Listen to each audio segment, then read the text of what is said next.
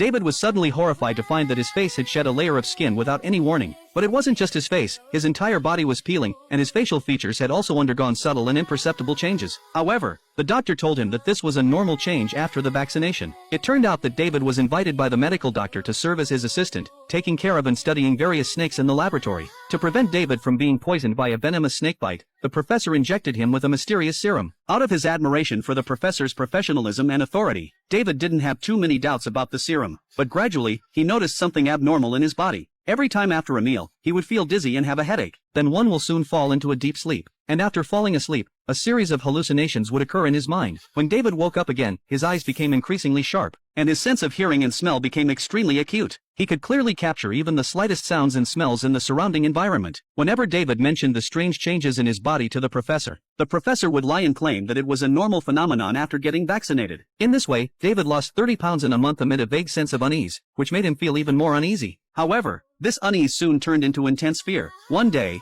David woke up and suddenly found that his body was getting more and more wrong. Snake scales began to appear on his arms. David quickly went to the doctor to ask what was going on. Unexpectedly, the doctor brought a bottle of medicine for David to drink and said it could relieve the symptoms on his body. Although David was extremely reluctant, he was even more afraid that his condition would get worse and worse, so he still chose to trust the doctor. But after drinking the medicine, not only did David not get better, but he also felt unbearable abdominal pain. He wanted to go to the hospital for a checkup, but how could the doctor agree? He immediately forced David to inject another medicine and then tied him to the laboratory bench. In the doctor's astonished gaze, David, lying on the experimental table, quickly completed his final transformation. First, his head gradually turned into a snake's head, then his feet began to merge into a snake's tail, and finally his entire body transformed into a snake's body. Thus, a king cobra was born.